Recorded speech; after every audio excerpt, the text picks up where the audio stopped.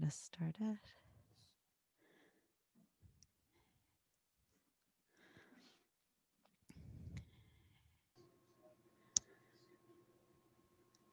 Give us a few minutes as people are still coming in.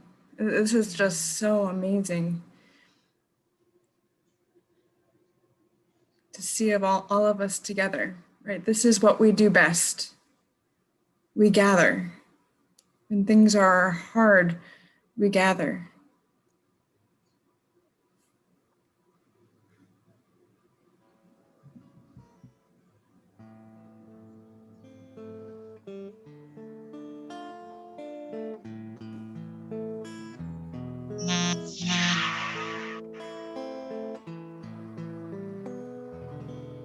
Ose shalom bimromav, hu ya'aseh shalom aleinu, ve'al kol Yisrael, imru amen. Ya'aseh shalom, shalom aleinu ve'al kol Yisrael. Ya'aseh shalom, shalom aleinu ve'al kol Yisrael. Ya'aseh shalom, shalom aleinu ve'al kol Yisrael. Ya'aseh shalom, shalom aleinu ve'al kol Yisrael.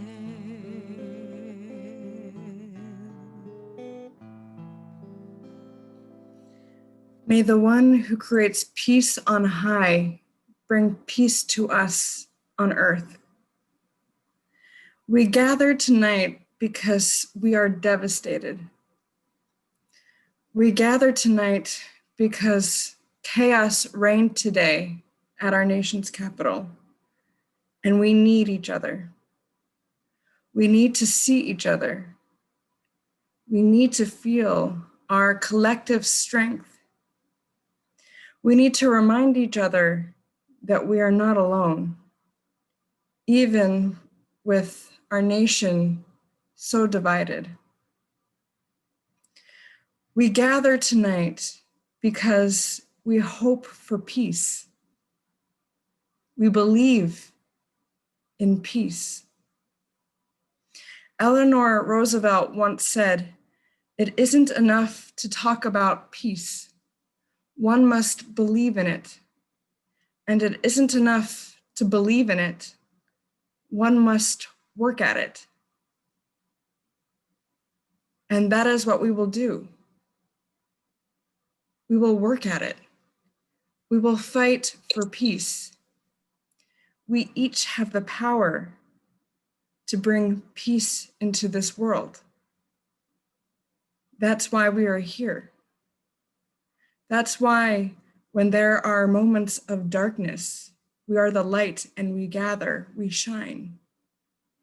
As long as we remember what so many leaders have said and believe, that love, understanding, compassion, empathy, and kindness will light our way. There is always a path for peace. In times of loss, when we need healing, or when we feel lost, when there is chaos in the world, we traditionally turn to the Psalms to lift us up and give us strength, to give us words that we may not be able to find in ourselves, to give us something to do. So tonight, let our voices rise. Let us lift each other up. Let us see each other for who we are. Let us bring peace to this world.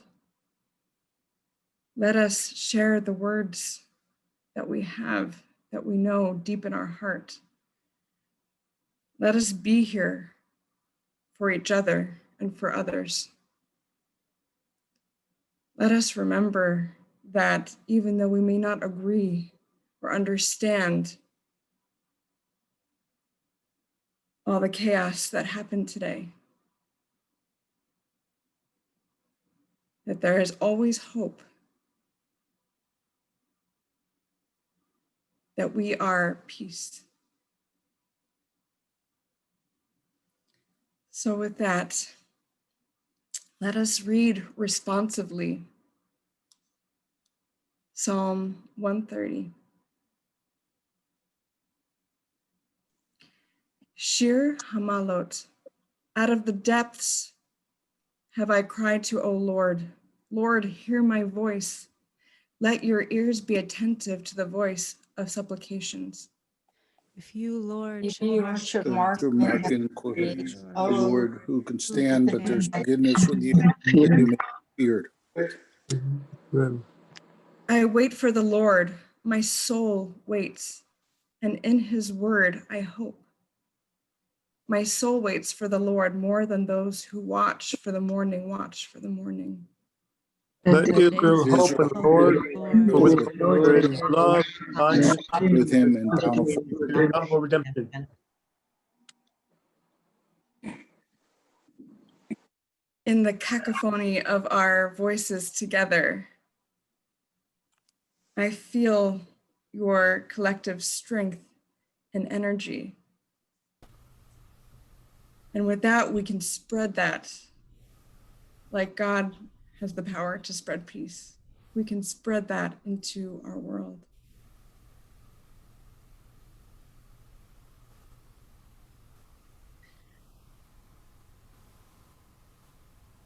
So together, let's sing. Let our voices, let our song breathe strength into our hearts and our minds. And remember,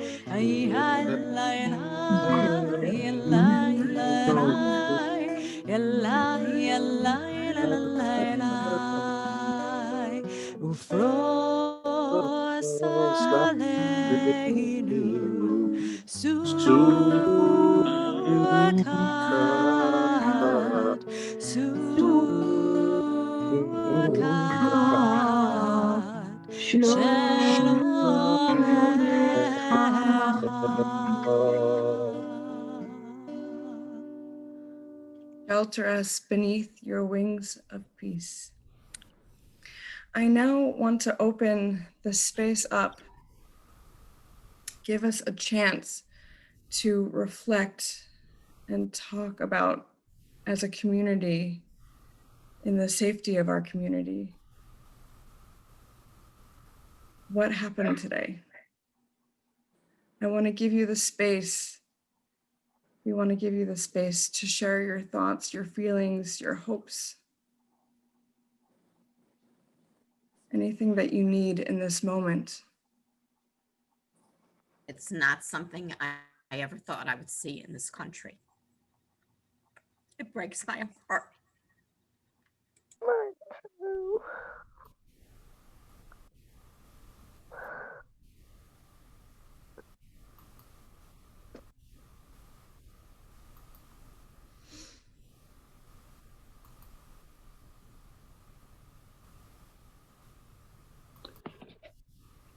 was very scary watching it.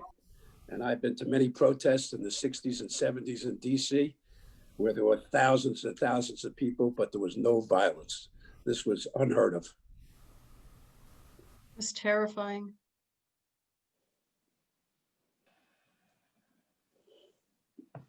What's scarier is that these people still believe what they believe and will continue to believe it. And I don't know how we're going to ever get together. It's also scary because today there was another incident that we heard about on Johns Hopkins of anti-Semitism. And it scares me because you don't know how far these things will go. I didn't hear about And that. it was reprehensible. We thought something like this would happen in the United States. You can see it in foreign countries, but not in America. It's crazy. I mean, the man really is trying to do something that is unbelievable. He's unreal.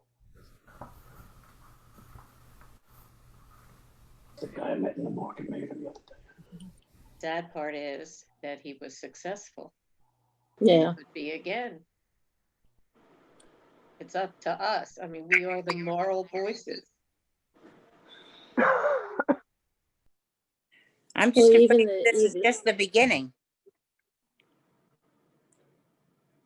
Even the message that he tweeted to people to supposedly calm them was that he still continued to say that it was a stolen election and he knows how they feel and go home and be peaceful. It makes no sense. It makes absolutely no sense. Says he loved them, and Twitter now has deleted all videos and will not permit. At first they limited you couldn't interact with it, you couldn't retweet it. Now they've just deleted them. Because it was just inflaming things further. Well, they're talking about the 25th Amendment, which I don't think it's going to happen.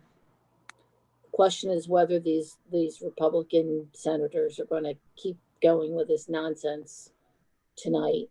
They were against it, the Republicans. Some were for him.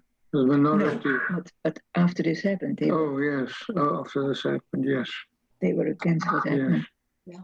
And I talked to two people today who are Republicans, who are Trump supporters, and they still believe that he's wonderful, and they still believe every lie he is told.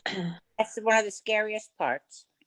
Well, at least one Republican senator that was interviewed still felt as if he will protest the electoral vote, no matter what. He felt that was his God-given right as an American citizen. Schumer said they're going to start again at 8 o'clock tonight. 8 o'clock tonight. But there have been some that have said that they've changed their mind because what they've seen. Yeah. At least one woman, I can't remember her name. She said she was going to fight against it, but now she's going to vote for Biden to stay in. So I do think that there will be some changes. Yeah. I hope. I can only pray and hope. And one woman died today for no reason. Yes. Oh, yeah. We don't know who she was yet, right? I can only hope and pray that Joe Biden's inauguration will go off safely.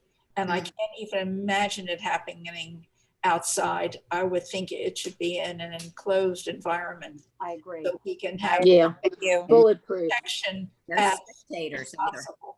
either. And I think that I was going to say that shows what's happened to this country, that we now have to think we've got to change what we do for the inauguration, for the safety. We've lost confidence and security. We've lost control. Yeah, but you can't do that because that's giving in to these people. They can't do that. They can't change that. They shouldn't, because it's giving in to what these people, all the hate and the anger, and it's horrible. So Biden's going to get shot. He's going to be. A lot's going to happen tonight. A lot's we're going to find out a lot tonight. If in fact the senators and congressmen come together They and are. really stand up for democracy, it'll change the whole thing. If they don't, then everything you're saying is right. Then we're going to have to really be careful about everything. Well, And the we don't know what's question- going on behind closed doors. When your life is threatened and you're not Republican or Democrat, you're in a room together and you're human beings. So I think my thoughts are, this is treason, and I think that people should be handled as traitors, have been handled in this country.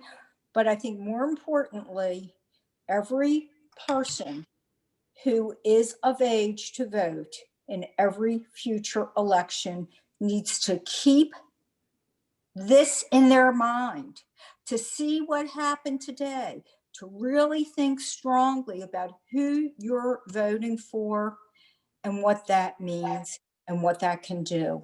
We should, the Jews say, when I went to, many of you went also to the concentration camp, never forget. This is No, a it's not. time we should never forget in this country. I'm sorry my grandchildren saw this. I'm glad my mother and father are dead and didn't live to see this because it's so horrible.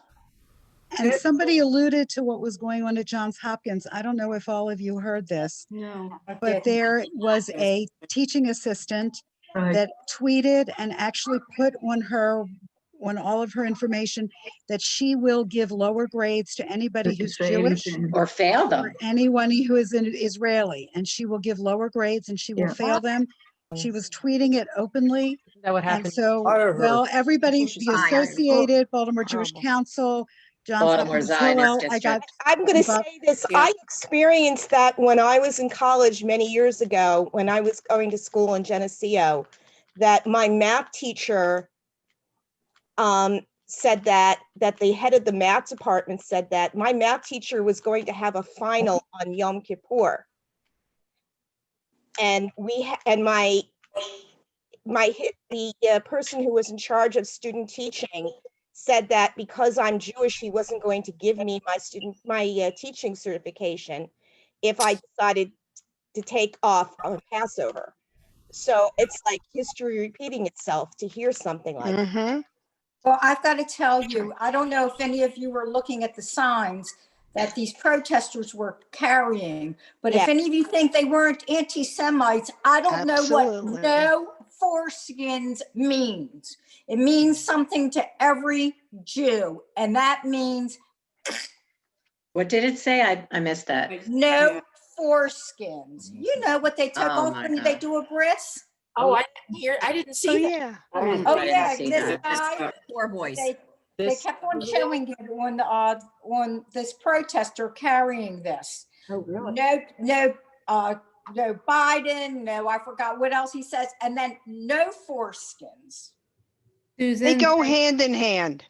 This goes Unfortunately, hand in I don't- hand, democracy. Unfortunately, I don't. Hate is hate. I'm not sure. everybody, can I ask a question? Susan asked a beautiful thing in the chat.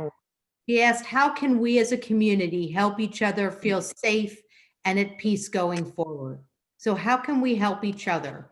What can we do? Read the prayer for the country every day. Prayer helps. Prayer helps. And I think not only does it help personally, but it helps I don't know what I'm saying, the ethos. Yeah. Put it out there to the ethos. I'm not sure if you heard, but Bowser, the former chief of DC police, said that he never seen anything like it. He thought it was watching a third world country. Of course. Not the U.S. It reminded me that that's what I was escaping from. Yes. Those people were not protesters, they were rioters. And that's They were terrorists. against the They law. are, They should not all be were, locked up. are. domestic terrorists. I think You're right, one Sherry. answer to the question is we vote and we don't forget, like somebody said before, we don't ever forget this because democracy is so tenuous, and there goes anti-Semitism along with it. And we see this all the time. I question also that many of these people are staying at hotels and motels in the DC area. Who organized it? How did it happen? How is it that we didn't know about it? They didn't just suddenly appear at the same time. I mean, I was watching and it just happened so suddenly. That was planned. And that was organized and orchestrated. Know about it. Those people that are in league with Trump, I think they have a network that they use. I think so too. Of course they do. The internet is, and a lot of times that Facebook and Twitter will bring these things down, but they're not fast enough doing it. I want to make sure everyone who wants to speak has a chance to speak. So if you want to say a few words, make sure you can raise your hand. There's a if you look at the bottom of your screen, there's something that says reactions. Oh, yeah. I don't have that. So you can press one of them. So we can see that you want to speak. Don't I have want to that. make sure I don't have that we it have either. space for everyone's. Or you can raise a real hand. You're on a on mobile ours. device or an iPad, it might not show up. It doesn't. More. Yeah, it does.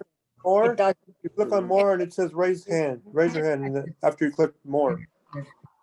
Besides the politics of it, growing up in the Washington area, walking through the Capitol so many times, going through that subway, sitting in the galleries, just to think about how it felt, whether you're a Republican or a Democrat, to be in that building when the mob came in. Somebody said earlier, the fear, of just, not knowing what's going to happen and the glass being broken. I hope we can talk more about how we all feel tonight and not politics.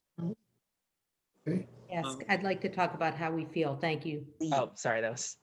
I saw the news today, and on the news, they had buses going from White Marsh down to the rally. 4 buses. They came from all over the country. It's planned. Of course, it was planned. Of course. I thought it's the One of the I don't know whether it was a senator or a representative, but I think a senator, they were in the gallery, and he said the people downstairs had already been moved out and they couldn't get out. They were trapped, because he was talking about one of his colleagues who was laying on the floor. I thought she had a heart attack because she had her hand on her chest. It looked like an older woman. And he said he was just trying to comfort her. It was very scary because the police couldn't get to them.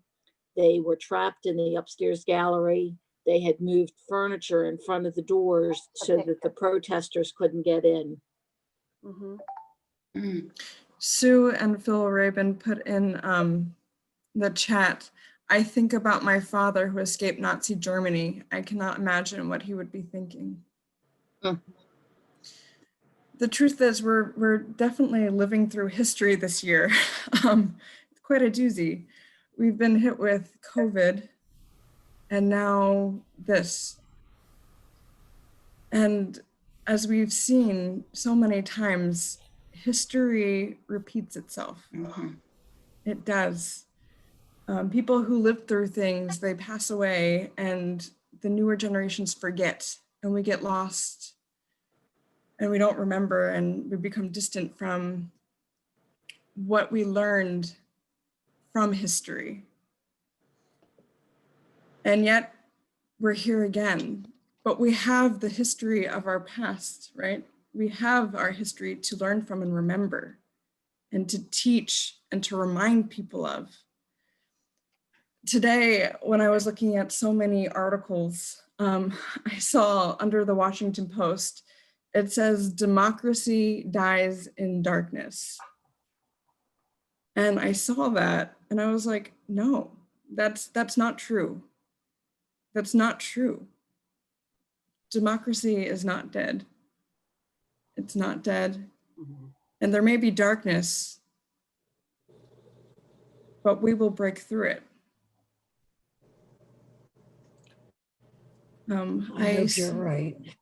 I see that Beth wants to say something. Yes. Can you hear me? Yes. Okay. It's very odd that I grew up during the 60s and was moving around when a lot of social turmoil happened and went to high school in DC in the late 60s. And it's very strange when you're watching all of this going, oh my God, I'm so used to, that was so long ago, yet it's yet today happening.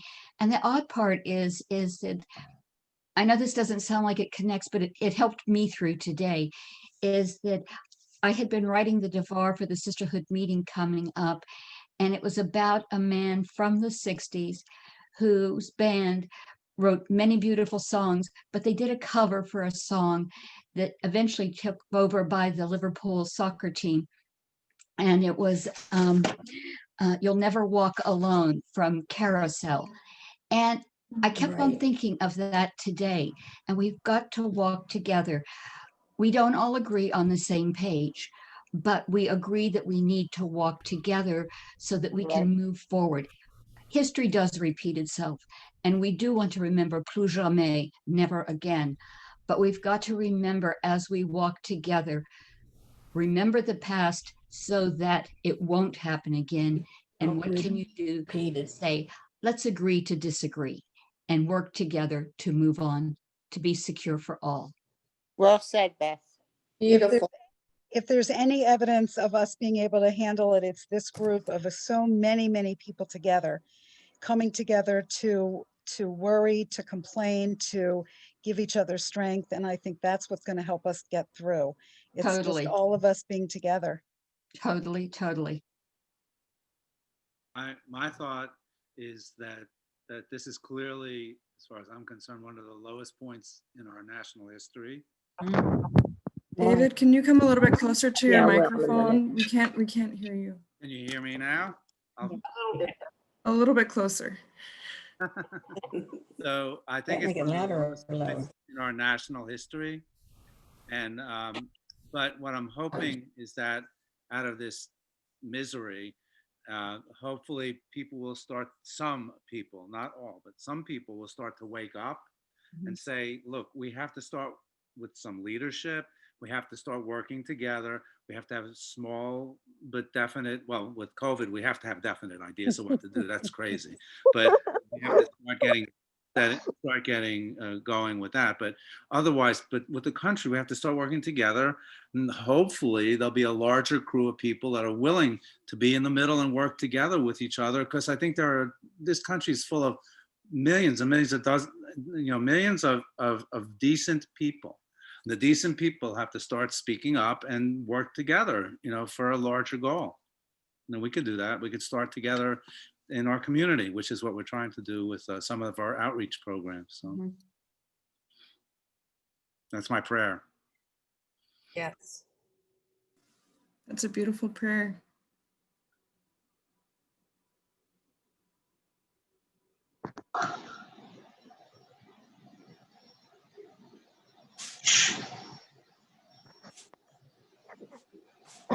Anyone else?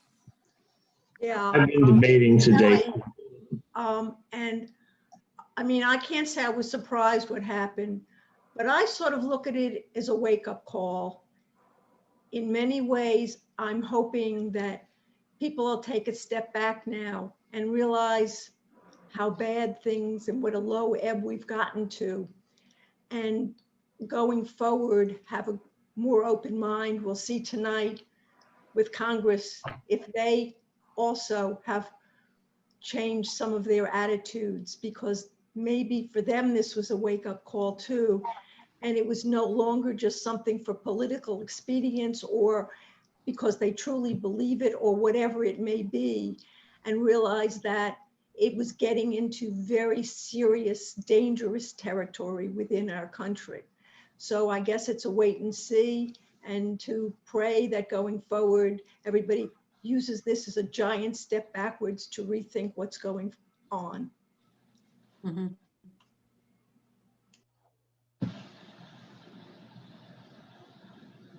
I have two different perspectives. The one thought that echoed through my mind since this happened this morning was Franklin's comment, well, you have what you voted for, you have a representative republic. Let's see if you can keep it. And then I was listening to some of the news reports between meetings, and I noticed the rhetoric and how the rhetoric was so opposite what happened when Antifa and the other groups behaved out west and how they were treated so differently. Now, admittedly, this was the Capitol, and that makes it significantly different. But the reporting news and the way it was reported was so very different. You had more of commentators than news people. I was very disturbed by that. Listen to the rhetoric.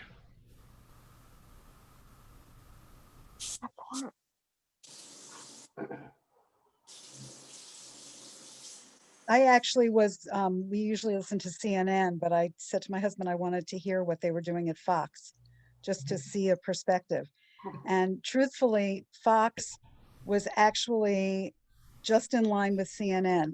One of the people said, even the people here are the ones that complained about the Black Lives Matter rallies and everything. And now here they're doing the same things. So it was a pleasure, at least, to hear that perspectives might be changing. But like I said before, the real change is going to come from our leadership. If we don't see something from our leadership tonight, then I'm not sure what's going to happen. So what you said, David, is, it's scary. I'm not sure I agree with that for two reasons. If you go back to Plato's Republic, he makes the soliloquy. Who's the leader? Is it the guy who does what the people want, or he does what he wants? If he does what he wants, the people don't follow. Or if he does what the people want, he's not a leader, he's a follower. Work that one through. I think we need some groundswell movements. I think it needs to be bottom up. I'm reminded of a famous story that maybe I would guess most of you know, that when Rabbi Abraham Joshua Heschel was asked upon his return in 1965 in Selma, when he was marching with Dr. Martin Luther King, did you find time to pray? And he answered that he prayed with his feet. So I'd like to invite everyone to pray with your feet and to join our social action committee. You can contact me, you can contact Valerie, lots of ways to get involved. So don't let it end here. And we will be meeting next week. And we'll be meeting next week.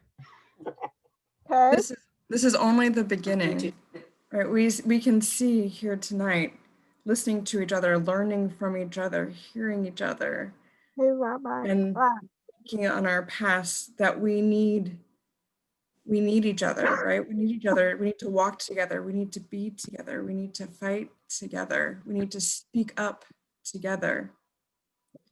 We need to love together. Yes, Erica? About Hayom. The song Hayom that we do. It was a kind of that. The song Hayom, Hayom, Hayom, Hayom. Erica? Let us be strengthened today. Yeah. Yes. Amen. Thank you. Thank you, Erica. And I'd like to give us a chance to fill in perhaps where we might be lost for words with another melody, and we'll have plenty of time to continue the conversation as well.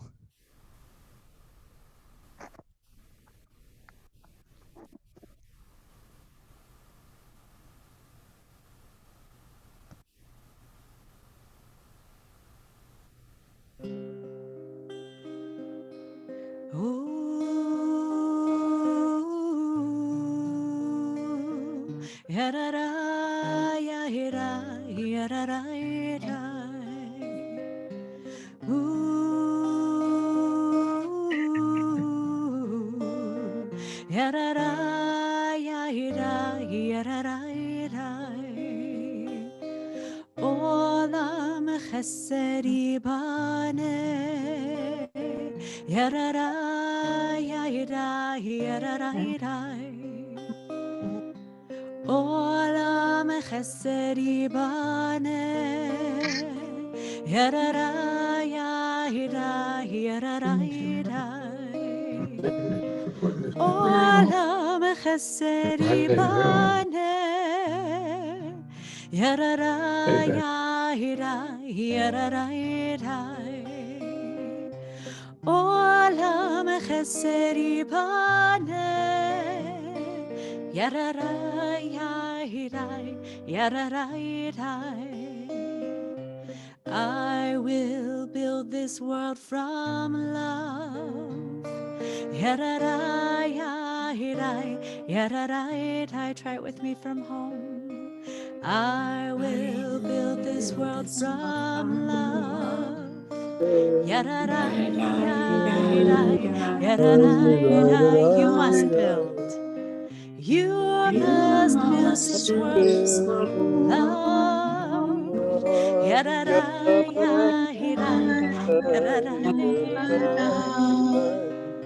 and if we build this world from love,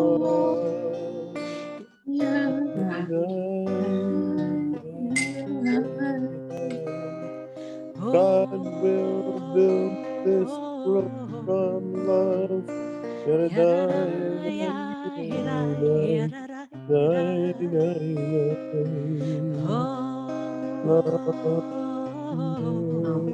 First lady.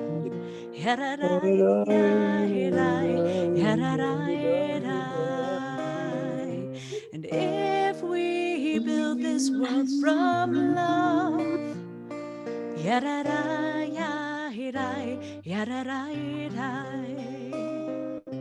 God will build this world from love.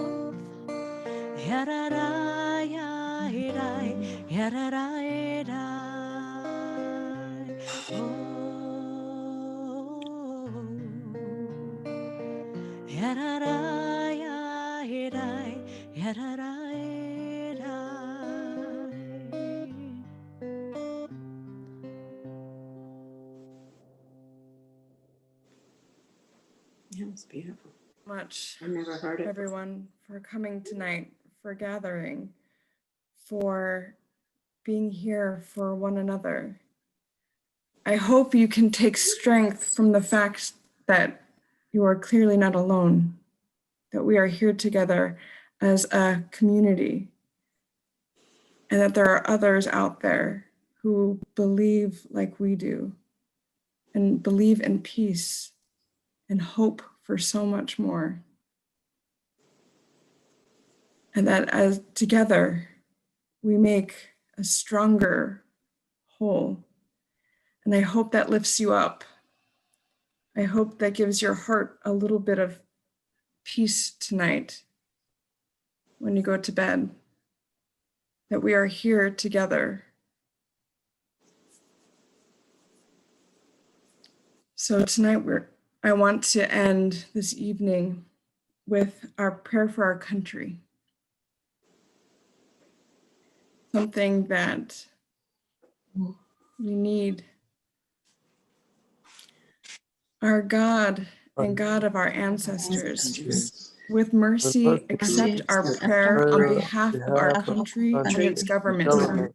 Pour out your blessings upon this land, upon its inhabitants, upon its leaders, its judges, officers, and officials who faithfully devote themselves to the needs of the public. Help them understand the rules of justice and equity, so that peace, security, happiness, and freedom never depart from our land. Adonai, God whose spirit is in all creatures, we pray that your spirit be awakened in the inhabitants of our land. Uproot uproot from our hearts hatred and malice, jealousy and strife, plant love and companionship, peace and friendship among the many peoples who dwell in our nation. Grant us the knowledge to judge justly, the wisdom to act with compassion, the understanding and courage to root out poverty from our land. May it be your will that our land be a blessing to all who dwell on earth,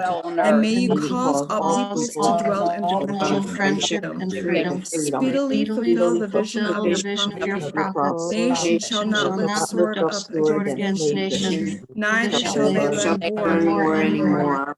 For all of them, the least of them to the greatest, shall know me. And let us say, Amen. Know me, and let us say Amen. לא יסגוי גוי חרב, לא לא ילמדו ילמדו עוד מלחמה, לא יסגוי גוי חרב, לא ולא ילמדו עוד מלחמה, יסגוי גוי חרב, חרב, לא ילמדו עוד עוד מלחמה. לא יישא גוי חרב, לא ילמדו עוד מלחמה. לא יישא גוי חרב, לא ילמדו עוד מלחמה. לא יישא גוי חרב, לא ילמדו עוד מלחמה. That was important in my life. These groups.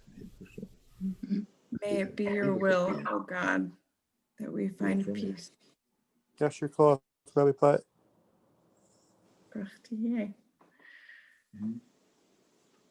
Thank you all. Thank you.